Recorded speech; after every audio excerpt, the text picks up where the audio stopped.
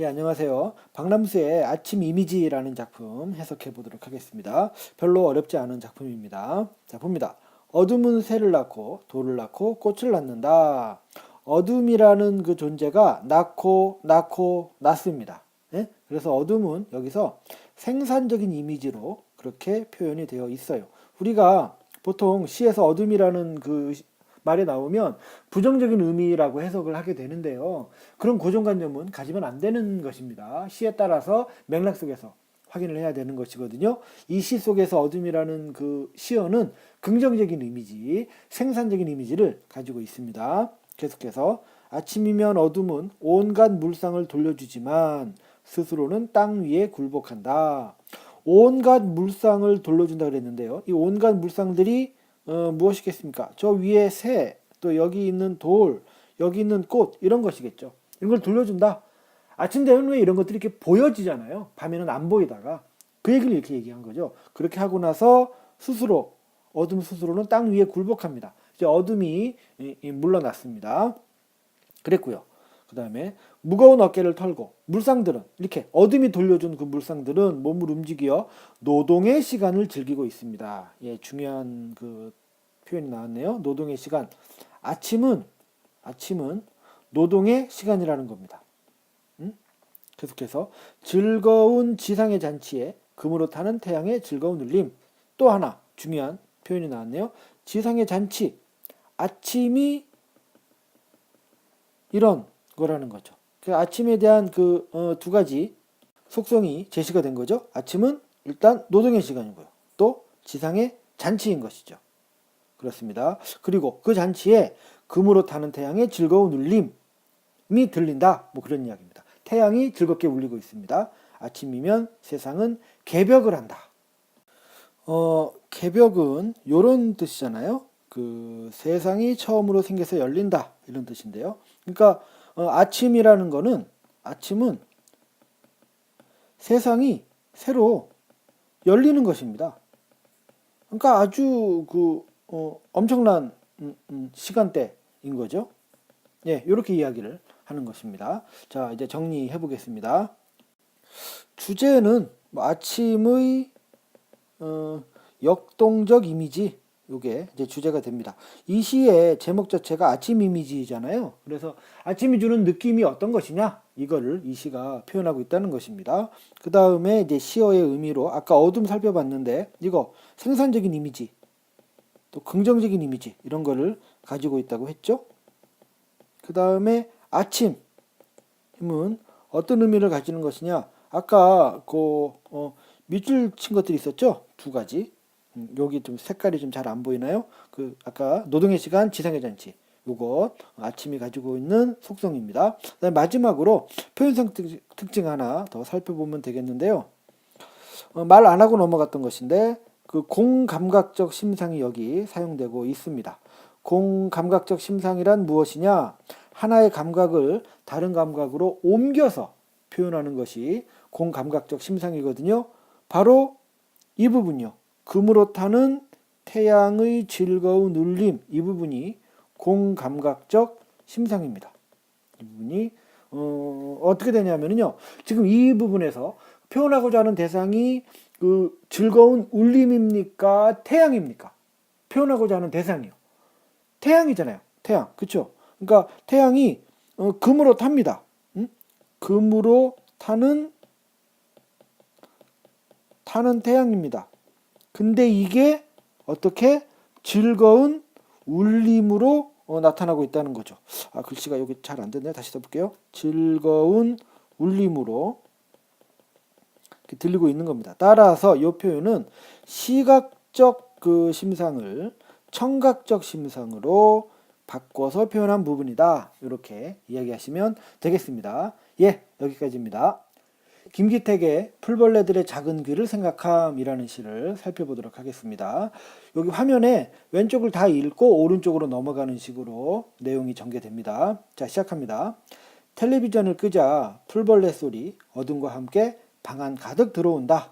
예, 여기서 텔레비전을 끕니다. 그러니까 풀벌레 소리가 들리는 거죠. 그러니까 이제 대비되는 존재. 텔레비전과 풀벌레 소리가 대비되는 존재로 이렇게 이제 표현이 되어 있는 것이죠. 계속 읽어봅시다. 그 네 번째 행부터요. 어둠 속에서 들으니 벌레 소리들 환하다. 소리가 환하답니다. 이 공감각적 심상이죠. 넘어갑니다. 별빛이 묻어 더 낭랑합니다. 뭐가요? 그 벌레 소리가요. 풀벌레 소리가. 귀뚜라미나 여치 같은 큰 울음 사이에는 너무 작아 들리지 않는 소리도 있다. 예, 귀뚜라미, 여치 얘들도 요 풀벌레의 작은 소리를 못 듣게 하는 것들이죠. 그러니까 저 위에 있는 텔레비전과 좀 비슷한 그 기능을 한다고 볼 수 있습니다. 이렇게 너무 작아 들리지 않는 소리도 있습니다. 너무 작아 들리지 않는 소리가 바로 저 위에 있는 풀벌레 소리가 되겠죠. 이런 소리가 있더라. 근데 이거를 텔레비전을 끄니까 그 소리가 들렸다. 이렇게 말하는 겁니다. 그러면서 그 풀벌레들의 작은 귀를 생각합니다. 이 시의 제목이기도 하죠. 작은 귀를 생각합니다. 내 귀에는 들리지 않는 소리들이 드나드는 까맣고 좁은 통로들을 생각합니다. 네, 까맣고 좁은 통로들, 그 풀벌레의 작은 귀를 말하는 거겠죠. 풀벌레의 작은 귀. 그러니까 내 귀에는 작은 소리가 안 들리거든요. 근데 요 풀벌레한테는 이 소리가 들린다는 겁니다. 그게 들리는 그 풀벌레의 까맣고 좁은 통로들, 즉 작은 귀를 생각한다. 그리고 그 통로의 끝에 두근거리며 매달린 여린 마음들을 생각한다. 이 여린 마음은 누구의 여린 마음이겠습니까? 풀벌레의 여린 마음이. 풀벌레의 여린 마음을 생각한다. 이렇게 이야기하고 있네요. 그래서 계속해서요. 발 뒤꿈치처럼 두꺼운 내 귀에 부딪혔다가 되돌아간 소리들을 생각한다. 되돌아간 어떤 소리입니까? 아주 작은 소리들을 생각한다. 이렇게 이야기하는 겁니다. 일단 여기까지 중간 정리 해봅시다.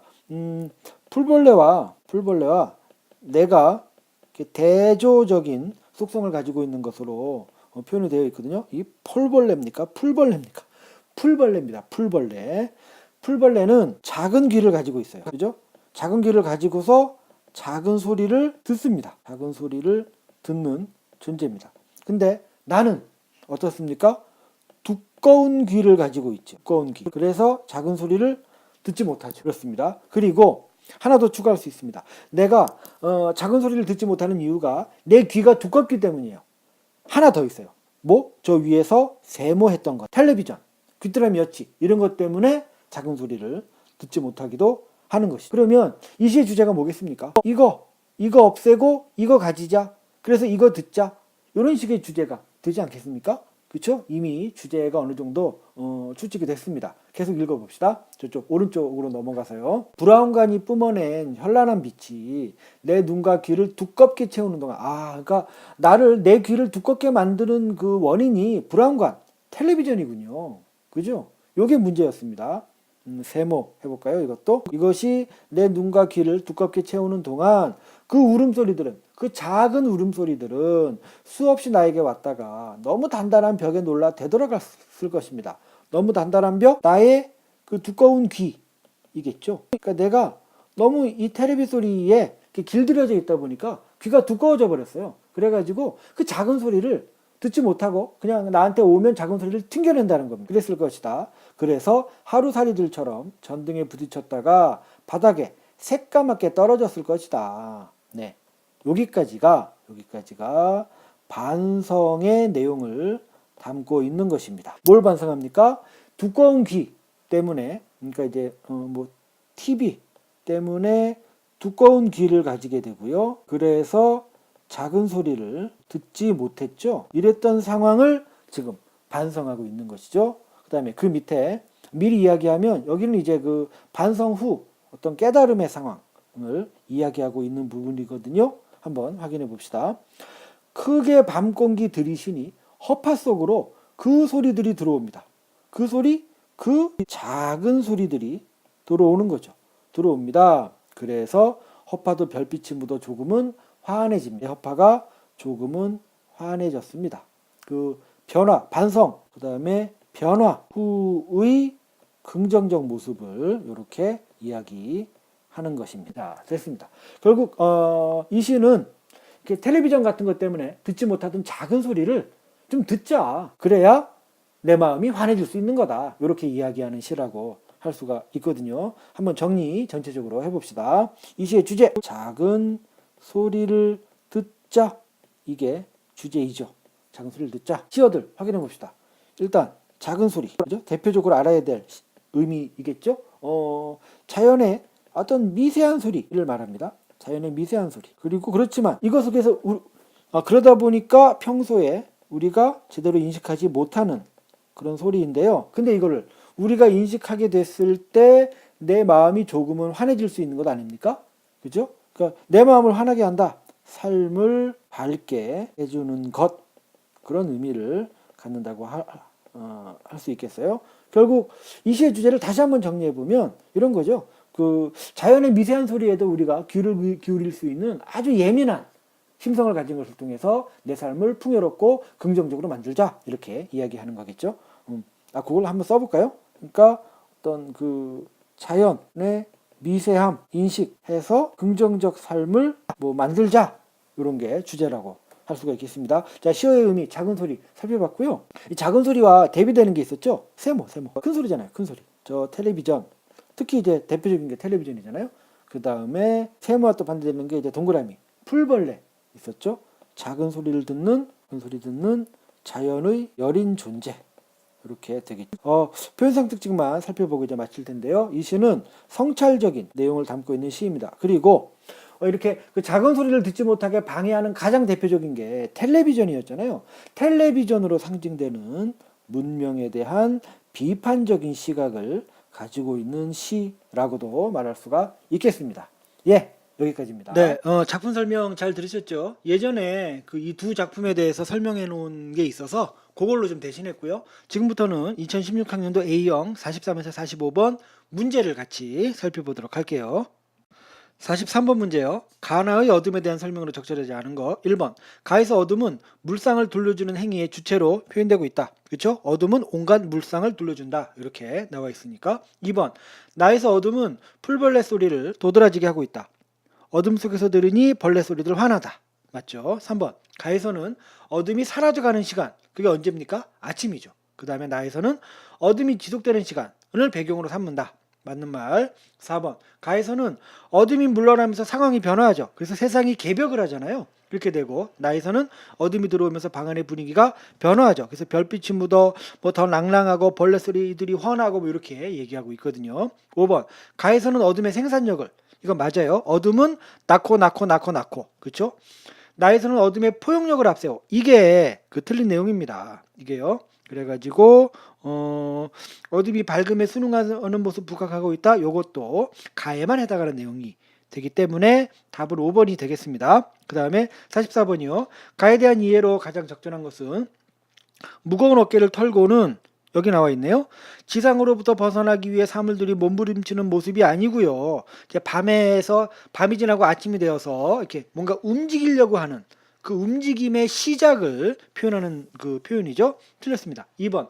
노동의 시간을 즐기고는 노동의 고단함을 잊기 위해, 땡입니다. 노동은요, 노동의 시간을 즐기고 있고요. 즐거운 지상의 잔치고요. 노동은 즐거운 것입니다. 그러니까 노동의 고단함, 틀린 말, 더 읽을 필요도 없고요. 3번.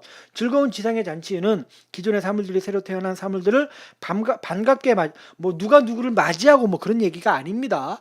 모든 사물들이 아침이 되어서 생명력을 막 이제 갖추게 되는 그런 모습을 가리키는 것이지, 누가 누구를 반갑게 맞이한다, 그렇게 해석할 수 없습니다. 4번. 태양의 즐거운 울림, 여기 나오는 거죠. 그거는 하늘의 태양이 지상에 있는 사물들과 서로 어울려 생기를 띠는 모습을 표현한 것이다. 예, 요게 맞는 말이 되겠고요. 5번 선지. 세상은 개벽을 한다. 는 사물들이 새로운 형태로 변화하면서, 여기까지는 맞아요. 여기까지는 맞는데 이 뒤에 얘기, 혼란을 겪는 모습이 아니죠. 그게 아니라 생명력 있는 존재로 거듭나는 것을 표현하는 것이죠. 44번의 답은 4번입니다. 45번이요. 나의 요거에 대한 감상으로 틀린 거. A.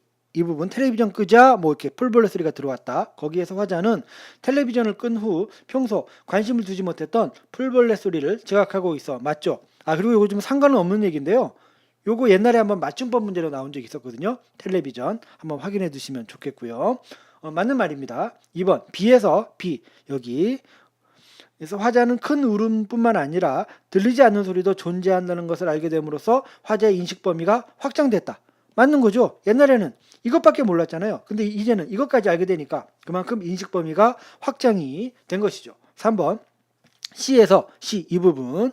화자는 들리지 않는 소리의 주체들이 화자 자신 때문에 서로 소통할 수 없게 된 것에 대해 미안해한다. 뭐 화자 자신 때문에 소통할 수 없게 된 거 뭐 이런 이야기를 하고 있는 게 아니죠. 내 귀에는 들리지 않는 소리들이 드나드는 까맣고 좁은 통로? 이게 뭡니까? 그 바로 위에 있는 그 풀벌레들의 작은 귀를 말하는 거죠. 요 까맣고 좁은 통로가. 그 통로 끝에 두근거리며 매달린 여린 마음들, 그 귀를 통과해서 쭉 그들의 그 작은 풀벌레들 속의 마음, 자그마한 마음을 말하는 것이죠. 무슨 뭐 소통이 안 되고 이런 얘기 해당하지 않습니다. D어 이 부분. 화자는 자신이 의식하지 못했던 그 울음소리들을 떠올리며 그 소리를 간과했던 삶을 성찰하고 있다. 그렇죠? 옛날에 불안감 이런 것 때문에 내가 이런 것들을 못 들었다라고 반성하고 있는 거잖아요. 맞는 말이고요. 이에서 화자는 그 소리들을 귀로만 듣지 않고 내면 깊숙이 받아들이고 있는 자신의 모습을 확인하고 있다. 허파 속으로 들어오잖아요. 그러니까 자신의 내면으로 그 소리들을 받아들이고 있다는 표현이 되는 것이죠. 그래서 45번의 답은 3번이 되겠고, 이렇게 해서 2016학년도 A형 모든 문제에 대한 설명을 마쳤습니다.